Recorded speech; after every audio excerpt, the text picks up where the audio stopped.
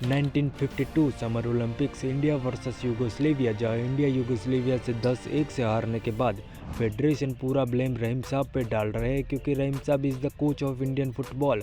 लेकिन रहीम साहब को कुछ फ़र्क ही नहीं पड़ रहा क्योंकि रहीम साहब तो नहीं, ऐसा नहीं है, मतलब है, लेकिन रहीम साहब के दिल में इंडियन फुटबॉल के लिए कुछ अलग ही फीलिंग्स है जो कि वो अभी आगे बताएंगे। बट फेडरेशन इस लाइक रहीम साहब को इंडियन फुटबॉल से बैन ही कर दो, नहीं निकाल दो, क्योंकि वो विमल की ऐड करते हैं अक्सर SRK के साथ मिलकर। और इन सब में रहीम साहब का कहना ये था कि पैसे भी तो दोनों बराबर के लेते हैं ना, और अगर ऐसा है तो शाहरुख को भी बैन कर दो, चक दे इंडिया से। और अक्की वो तो खुद ही बैन है। नाउ रहीम साहब going home and they were chill with his Netflix package. लेकिन फिर वही बीवी बच्चों वाली बीमारी, हर बार घर जाते वक्त कुछ ना कुछ लेके जाना पड़ता है। तो रहीम साहब सबके लिए कुछ ना कुछ लेके जाते हैं, जैसे कि माँ के लिए स्वेटर, बेटी के लिए डॉल और बेटे के लिए जॉर्डन, और बीवी के लिए एक 47 रुपए वाली डिक्शनरी। और तुम्हें तो पता ही है, औरतों को जितना भी दो उतना कम ही पड़ता है। बट रहीम साहब नो द फैक्ट कि औरतों को कैसे खुश किया जाता है। और तभी आता है कॉल रहीम साहब की एक्स गर्लफ्रेंड का, यानी कि फुटबॉल फेडरेशन से, कि आपको फिर से इंडियन फुटबॉल को कोच करने का मौका दिया जाता है। Thanks, bitch. लेकिन रहीम साहब को चाहिए इंडियन फुटबॉल के लिए एक ऐसी टीम जो कि इंडिया के लिए किसी भी हालत में वेल टू डू परफॉर्म कर सके। तो वो अगले ही दिन निकल जाते हैं इंडियन फुटबॉल के लिए बेस्ट प्लेयर ढूंढने के लिए। वो इंडिया के हर एक कोने में जाके ऐसे प्लेयर ढूंढते हैं जो कि इंडियन फुटबॉल को अपना 100% दे सके, जैसे कि सिकंदराबाद से तुलसीदास बलराम, कलकत्ता से PK बनर्जी और बॉम्बे से नेविल डिसूजा। ऐसे ही करते करते रहीम साहब मेक हिज ओन टीम जिसमें हर एक प्लेयर की खूबियां उनको पता है। बट एक minute, that is the kid who have Jordan. इसका मतलब नेपोटिज्म तो उस जमाने में भी था। अरे झूठ बोल रहा है, ये झूठ बोल रहा है। और ये टीम बनाने के लिए रहीम साहब को पूरे 3 साल का समय लग गया। नाउ 1956 अगेन समर ओलंपिक, जहाँ लोगों को बाकी के खेल को छोड़ के इंडियन फुटबॉल पे कुछ ज़्यादा ही ट्रस्ट इशू है। मीट रॉय, जो कि है एक न्यूज़पेपर पब्लिशर, जिसने आते ही इंडिया के 1952 के परफॉर्मेंस पे जोक पास किया, जो कि एक बुरी बात है एज ए इंडियन। लेकिन रहीम साहब ने भी यहाँ इस चीज़ का मुंह तोड़ जवाब दे दिया।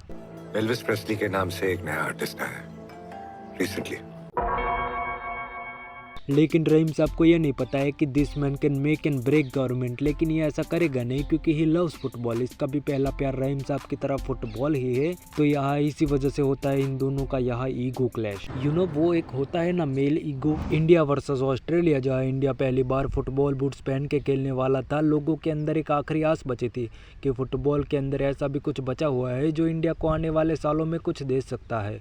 But Australian player are like he is the champion, he did not respect Indian player. जहां ऑस्ट्रेलियन प्लेयर ने इंडिया को डिसरिस्पेक्ट करते हुए कुछ ऐसी बातें बोली जो इंडिया को इनडायरेक्टली टारगेट करती थी। भाई आज ऑमलेट नहीं बनाऊंगा, आज तेल का ऑमलेट बनाऊंगा। और फिर इंडिया जीत गई। जोर जोर से बोल के लोगों को स्कीमें बता दे। अगेन रहीम साहब chill with his Netflix package, जहाँ इनको फुटबॉल के अलावा और भी काफी सारे काम है, जैसे कि फ्री टाइम में सिगरेट पीना। जस्ट किडिंग, उनके बेटे का करियर भी तो देखना है। बट बेटा लव्स फुटबॉल, और बेटे का मैच है तो देखना तो बनता है ना। जहाँ रहीम साहब find out another banger player call चुन्नी गोस्वामी एंड फाइनली टीम बन गई। 1960 रोम ओलंपिक, इंडिया वर्सेस फ्रांस, जहाँ इंडिया के लिए बहुत दिक्कत की बात हो सकती थी क्योंकि फ्रांस जैसी टीम को हराना कोई आम बात नहीं है। इसके लिए हमें बहुत ज़्यादा देर तक टैकल करना पड़ सकता है। बट इतना अच्छा खेलने के बाद भी इंडिया लॉस्ट, फ्रांस 1 इंडिया 1। और क्योंकि यहाँ फ्रांस इंडिया से पॉइंट्स टेबल में आगे है तो यहाँ जीत फ्रांस की होगी। तो 1960 के रोम ओलंपिक से इंडिया बाहर। But crowd are gone mad. बस इस आदमी को छोड़कर यहाँ दुश्मन की जीत से ज़्यादा तो हमारी हार के चर्चे है। Well played India well. लेकिन फेडरेशन की गांड में अभी भी चुल मची हुई है कि why federation does not ban Rahim Sahab. वो तो खुलेआम गुटखा के प्रमोशनल रील डाल देते हैं, वो भी GTA के गेम प्ले के साथ। और देश का युवा इस चीज़ का खुलेआम सेवन करते जा रहा है। फिर भी रहीम साहब को इंडियन फुटबॉल को कोच करने का मौका दिया जा रहा है। लेकिन बस अब और नहीं, इस बार तो रहीम साहब बैन होकर ही रहेंगे। एंड लिटरली इस चीज़ के बाद रहीम साहब को इंडियन फुटबॉल से निकाल दिया जाता है। एंड नेक्स्ट डे रहीम साहब से बैकलैश देखा नहीं गया और उन्होंने अपना बॉडी टेस्ट करवाया, जिससे उन्हें पता चला कि उन्हें तो लंग कैंसर है। और फिर भी रहीम साहब हॉस्पिटल के सामने खड़े होकर फूफू कर रहे हैं। क्या बोलूं मैं इस पे, मैं कुछ बोल ही नहीं सकता। नाउ रहीम साहब रियलाइज कि अब नेटफ्लिक्स और चिल करने से बात नहीं बनेगी, अब थोड़ा टाइम परिवार को भी देना पड़ेगा। तो रहीम साहब अपना पूरा टाइम फैमिली को देना प्रेफर करेंगे। बट रहीम साहब स्टिल लव देयर मीठी गोल्ड। लेकिन उनकी यही आदत की वजह से हिज वाइफ सडनली रिस्पॉन्डिंग कि अब साहब घर पे बैठ के अपना टाइम फैमिली से ज़्यादा तो अपनी मीठी गोल्ड को दे रहे हैं, तो प्लीज़ आप ये टाइम कहीं और दीजिए, क्योंकि खुशी कौन नहीं चाहता, लेकिन किस कीमत पर।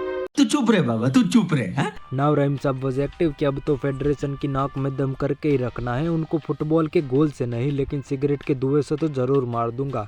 तो रहीम साहब रिक्वेस्टिंग अंजन दा कि उनको लंग कैंसर है, तो प्लीज़ एक लास्ट बार उनको इंडिया को कोच करने का मौका दिया जाए। कोई सेंस है इस बात की? लेकिन ये कोई आम बात नहीं है, इसके लिए एक मीटिंग फिक्स करी गई जिसमें फेडरेशन को डिसाइड करना था कि does he can coach India, और आखिर मरने वाले की आखिरी इच्छा तो हर कोई पूरी करता है, तो रहीम साहब फिर से करेंगे इंडिया को कोच। और इस बार रहीम साहब का पूरा फोकस एशियन गेम्स में गोल्ड मेडल लाने में था, तो रहीम साहब अपना टाइम मीटिंग गोल्ड को देने से अच्छा अपनी स्ट्रेटजी को दे रहे हैं।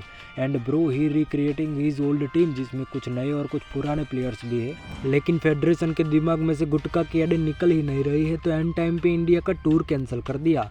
और ये बात पता भी किससे चल रही है, रॉय रहीम साहब का पुराना राइवल। बट रहीम साहब ने कुछ ना कुछ जुगाड़ करके इंडिया का टूर रुकने नहीं दिया, और 1962 एशियन गेम्स इस बार रहीम साहब के कमबैक के साथ साथ इंडियन फुटबॉल टीम का भी कमबैक कह सकते हो, क्योंकि पिछले 2 साल से इंडियन फुटबॉल टीम का भी परफॉर्मेंस कुछ खास रहा नहीं था। इंडिया वर्सेस साउथ कोरिया, जहां इंडिया के लिए एक बहुत दिक्कत की बात हो सकती थी, क्योंकि इंडिया के गोलकीपर पीटर थंगराज इंजरी की वजह से खेल नहीं पाएंगे, और इसकी कमी दिखी भी क्योंकि इंडिया का स्कोर फाइनल विसल तक 0 था और साउथ कोरिया 4। इसका मतलब इंडिया हार चुकी थी। Now second match India versus Thailand, और तुम्हें तो पता ही है कि इंडियंस को थाईलैंड कितना पसंद है, तो इंडिया थाईलैंड की क्या के लेता है, और इंडिया जीत गया, थाईलैंड 1 और India 4। But Indian government also love Thailand चूत, ओ सॉरी इंडोनेशियन, मिस्टर सोडी स्लेज इंडोनेशियन गवर्नमेंट। और दूसरे ही दिन ये बात पूरे वर्ल्ड के न्यूज़ चैनल में ट्रेंड करने लगी, जिससे ये बात इंडोनेशियन ने अपने दिल पर ले ली, और यही तक कि इंडिया की वैन के बाहर भी गेट आउट इंडिया के नारे लगाने लगे। लेकिन फिर भी इंडियन टीम को कुछ फर्क ही नहीं पड़ रहा, people getting hits India, and India यहाँ बैक टू बैक 2 और मैच जीत के आखिर फाइनल में एंट्री मार ही ली। And now a final match India versus South Korea, जहां इंडिया के लिए ये गोल्डन अपॉर्चुनिटी हो सकती है गोल्ड जीतने की, क्योंकि Peter Thangaraj is back with his new energy, जो कि पिछले 2 मैच से इंजरी की वजह से बाहर थे। बट इस बार क्रेजी ब्रो साउथ कोरिया को धूल चटवा दी भाई, और इंडिया फाइनल मैच जीत गया 2-1 से। And this is the first time ever Indian football team won gold medal. Everyone is happy like Federation, Roy and Mr. Sodi also. और इन सब का श्रेय जाता है रहीम साहब और इंडियन फुटबॉल टीम को।